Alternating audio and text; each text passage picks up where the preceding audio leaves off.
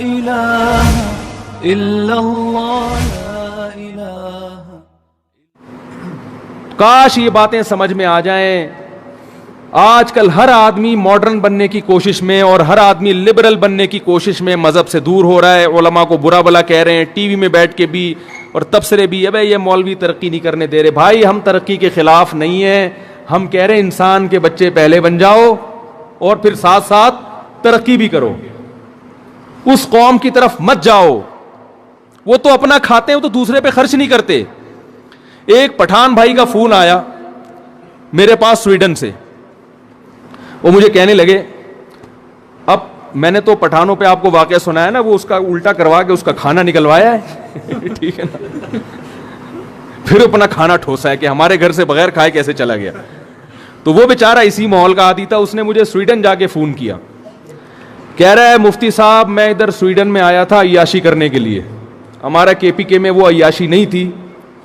ہم نے کہا جاب بھی مل گیا اور یہاں عیاشی بھی بہت ہے, ادھر ہم آ گیا عیاشی کرنے کے لیے. لیکن خدا کا قسم, وہ اپنا اردو ٹوٹی پھوٹی میں بات کر رہا تھا. کہہ رہا ادھر ہمارا دماغ خراب ہو گیا ہے کہہ رہا ادھر سے دعا کرو ہم یہاں سے بھاگ جائے. تو میں نے کہا بھاگ جاؤ واپس کے پی کے آ جاؤ. کہہ رہا یار ادھر تنخواہ کم ہے, ابھی گھر والے نہیں چھوڑیں گے ادھر. تو میں نے کہا پھر عیاشی کرو, یعنی معاذ اللہ جیسے تمہاری نیت تھی. کہہ رہا یار یہ اتنا خراب ہو گیا ہے نا یہ لوگ, ہم کو ادھر آ کے عیاشی سے نفرت ہو گئی ہے. کس سے نفرت ہو گئی ہے؟ عیاشی سے. میں نے کہا کیوں بھائی؟ کہہ رہے ادھر کوئی محبت ہی نہیں دیتا, ہر آدمی اپنے کام سے کام, ہر آدمی پیسے کا غلام ہے. پیسہ ہے تو السلام علیکم, پیسہ نہیں ہے تو نکلو یہاں سے. کوئی عزت نہیں, کوئی محبت نہیں. یہ جو ہسپتالوں میں وہاں بہت اچھا علاج ہوتا ہے نا, نرسیں بڑی کیئر کرتی ہیں, اس لیے کرتی ہیں کہ نرسوں کو اس کیئرنگ کے پیسے ملتے ہیں. سمجھ رہے ہیں ہماری بات؟ اس کو پیسے ملتے ہیں, اس لیے بہت اچھا سلوک ہوتا ہے. تو میں نے کہا کہ بھائی پھر جو ہے نا, کہہ رہے میں نے کہا, کہہ رہے محبت ہی نہیں ہے. کہہ رہے ایک انگریز سے میری دوستی ہوئی, میں خوش ہوا, چلو یار ایک تو ملا, کوئی انڈی وال ملا. تو ہم نے کہا چلو اس کے ساتھ چلتے ہیں. تو میں نے کہا چلو پکنک پہ چلتے ہیں, کہیں گھومنے کے لیے نکلے.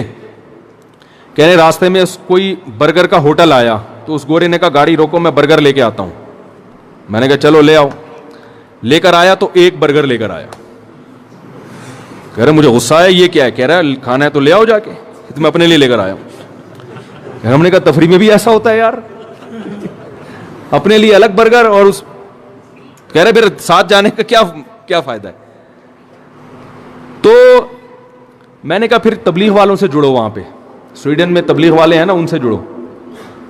کہہ رہے یہاں جو تبلیغ والے مقامی ہیں نا, کہہ رہے ہم جب کے پی کے میں تھے ہم نے تبلیغ والوں کی قدر نہیں کی, اب بڑا افسوس ہوتا ہے. میں نے کہا کیوں؟ کہہ رہے وہاں جو تبلیغ والے تھے پاؤں دباتے تھے پکڑ کے, زبردستی چائے پلاتے تھے, ایسی خدمت کرتے تھے کہ ہمارے ساتھ مسجد میں آ جا. کہہ رہا ہے ادھر جو انگریز تبلیغ میں آیا ہے نا وہ بھی اسی جیسا ہی ہے.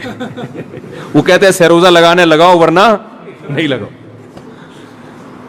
مسجد میں بیان ہوگا آنے آ جاؤ ورنہ دفع ہو جاؤ یہاں سے. کوئی پاؤں نہیں پکڑتا, کوئی کیونکہ کلچر کا ایک اثر تو پڑا ہے نا بہرحال. کہہ رہے ادھر تو اتنی محبت تھی, وہ آ کے دروازہ بجاتے تھے, بلاتے تھے, ان کے ساتھ چلے جاؤ تو ایسا اکرام کرتے تھے. محبتیں ختم ہو گئی ہیں. کیوں؟ قرآن مجید میں اللہ تعالیٰ کا ارشاد ہے نسوا اللہ فانساہم انفسہم, فرمایا انہوں نے اللہ کو بھلا دیا ہے تو اللہ نے ان کو اپنا آپ بھلا دیا ہے. جب انسان اللہ کو بھلاتا ہے تو اللہ اسے اس کے فائدے کی چیزیں بھلا دیتا ہے. جب اللہ کو بھلاؤ گے تو اللہ آپ کے فائدے کی چیزیں آپ سے دور کر دے گا. تو کیسا نظام ہے میرے بھائی, کس طرف ہمارا معاشرہ جا رہا ہے, تو ہمیں اس کو روکنے کی کوشش کرنی ہے. سمجھ رہے ہو بات کو؟ تعلیم کے خلاف نہیں ہوں, تعلیم تو ضروری ہے مسلمان کے لیے, دنیاوی بھی دینی تعلیم بھی, لیکن ماحول ہمیں وہ میسر کرنا ہے جو اللہ اور اس کے رسول صلی اللہ علیہ وسلم نے بتایا ہے. تو گھروں میں اولاد کی تربیت کا کوئی نظام بنائیں. دیکھو بڑا مسئلہ یہ ہے کہ آج کل مردوں کو تو دین کی بات ادھر ادھر سے سننے کا موقع مل جاتا ہے, خواتین کو دین کی بات بالکل بھی سننے کو نہیں ملتی. تو اپنی خواتین کو کبھی کبھار تبلیغ میں لے کر نکلا کریں. نہیں آ رہی میرے خیال بات. مستورات کی جو جماعت ہے نا, اس میں مشاہدہ ہے. 3 دن جب خواتین گزارتی ہیں نا اس میں, تو ایسا زبردست پردہ کرنا سیکھتی ہیں اور ایسے معمولات سیکھتی ہیں کہ وہ آپ 10 سال بھی ان کو تبلیغ کرتے رہو ان کی سمجھ میں وہ نہیں آئے. ہمارے ایک دوست تھے, انہوں نے اپنا واقعہ سنایا, کہہ رہے ہیں وہ آرمی میں, نیوی میں بہت بڑے افسر ہیں, لیفٹیننٹ کمانڈر, ریٹائر ہوئے ہیں ابھی. کہہ رہے ہیں تبلیغ والے میرے گھر آتے تھے, جماعت میں نکلو جماعت میں نکلو, میں سستی کرتا تھا. کہہ رہے ہیں پھر اللہ نے مجھے توفیق دی, میں نکلا, اپنی زوجہ کے ساتھ گیا, بیرون ملک سفر کیا اپنی بیوی کے ساتھ. تو اپنا واقعہ سنا رہے کہ مراکش ہماری جماعت گئی, وہاں پر ایک شخص, ایک خاتون ملی, مکمل پردے میں, نمازی, پرہیزگار, ان کی گھر والوں سے ملی. تو اس خاتون کے شوہر نے, کہتے ہیں, مجھے بتایا کہ میری بیوی اتنی ماڈرن تھی کہ میں نے اس کو کہا کہ حج کرنے چلو, اپنے خرچے پہ تمہیں حج پہ لے کے جا رہا ہوں. اس نے کہا نہیں جاؤں گی کیونکہ وہاں اسکارف لینا پڑے گا. یعنی حج فری میں اگر کوئی کرا رہا ہو تو سب کرتے ہیں نا. کہہ رہے میری بیوی نے کہا کہ میں حج کرنے نہیں جاؤں گی کیونکہ حج پہ کیا لینا پڑتا ہے, سر پہ چادر.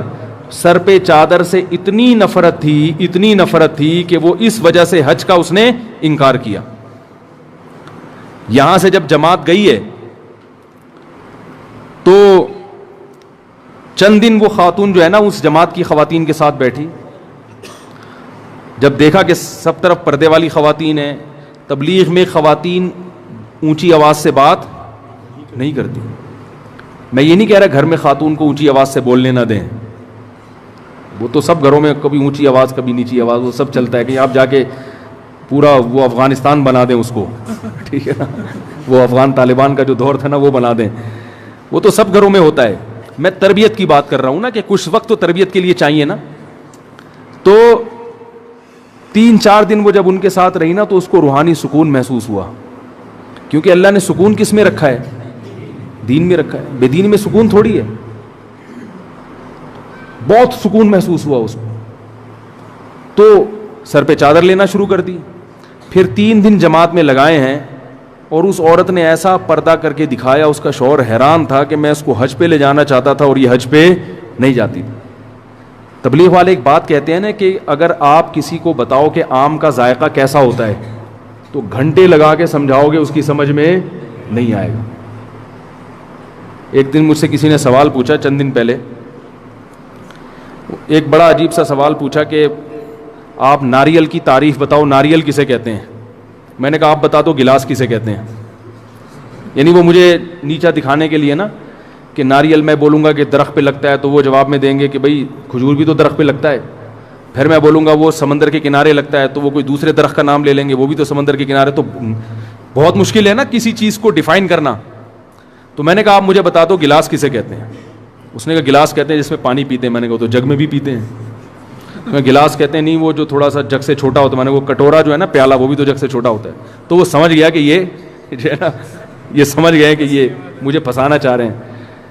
تو بہت ساری چیزیں ایسی ہوتی ہیں جو بالکل واضح ہوتی ہیں مگر آپ ان کو ڈیفائن نہیں کر سکتے, ان کی تعریف نہیں کر سکتے, یعنی الفاظ میں آپ ان کو بیان نہیں کر سکتے. اگر آپ کسی کو سمجھانا چاہ رہے ہو گلاس کسے کہتے ہیں تو آپ گلاس کی تعریف کرو گے اسٹیل سے بنی ہوئی چیز, تو وہ لوہے سے بھی تو بنتے ہیں گلاس. تو حل کیا ہے کہ گلاس لا کے اس کے سامنے رکھ دو کہ اس کو بولتے ہیں گلاس. جیسے ایک وہ میں واقعہ سناتا ہوں, ایک شاعر گزرا ہے فرزدق یا جاہز معتزلی کچھ وہ تھا, دونوں میں نام میں مجھے ابھی یاد نہیں ہے. وہ بہت ہی بصورت تھا, بہت ہی بصورت. ایک دن وہ بازار میں ٹہل رہا تھا تو ایک بڑی خوبصورت عورت آئی اور اس کا ہاتھ پکڑ کے اس سے کہا میرے ساتھ چلو.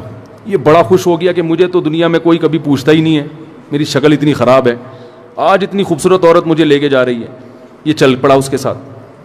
تو ایک تصویر کی دکان پہ گئی اور دکان والے سے بولا ایسا, یہ کہہ کے واپس آ گئی. وہ بڑا پریشان ہوا, بھائی یہ کیا ڈرامہ ہے, مجھے یہاں دکان پہ کھڑا کر گئی اور دکان والے سے کیا بول کے گئی ہے ایسا. تو اس جاہز معتزلی نے دکان والے سے پوچھا بھائی یہ کیا ماجرا ہے. تو اس دکان والے نے کہا یہ عورت میرے پاس آئی تھی اور مجھے کہنے لگی شیطان کی تصویر بنا دو. ہے بھائی کیا بنا دو, شیطان کی تصویر بنا دو. تو میں نے کہا کہ بھئی شیطان کیسا ہوتا ہے, تو یہ کافی دیر سمجھا رہی تھی ایسا ہوتا ہے, یوں آنکھیں ہوتی ہیں, ناک ٹیڑھی ہوتی ہے, یہ ہوتا ہے, تو میری سمجھ میں نہیں آ رہا تھا, تو اس نے تمہیں لا کے کھڑا کر دیا کہ کیسا ہوتا ہے ایسی بنا تھا. تو بہت ساری چیزوں کو لفظوں میں بیان نہیں کیا جا سکتا, وہ جب تک دیکھے نہیں انسان اس کی سمجھ میں نہیں آئیں. تو اپنے گھروں کی خواتین کو کبھی کبھار تبلیغ میں لے جایا کرو. اس کا فائدہ کیا ہوگا, تھوڑا سا گھر میں دین آئے گا, شوہر کے حقوق بھی سیکھیں گی, ساس سسر کے حقوق بھی انشاءاللہ سیکھ جائیں گی, بچوں کی تھوڑی سی تربیت بھی سیکھ جائیں گی, کچھ معمولات پہ آ جائیں گی, نماز روزے پہ آ جائیں گی, آواز بھی تھوڑی کیا ہو جائے گی, پست ہو جائے گی. جب 3 دن تک وہ آہستہ بولیں گے, تبلیغ میں اونچا نہیں بولنے دیتے خواتین کو, تو 3 دن جب آرام آرام سے بولیں گی تو ان کو اندازہ ہوگا کہ گھر میں چیخو پکار کتنا برا کام ہے. لا إله إلا الله.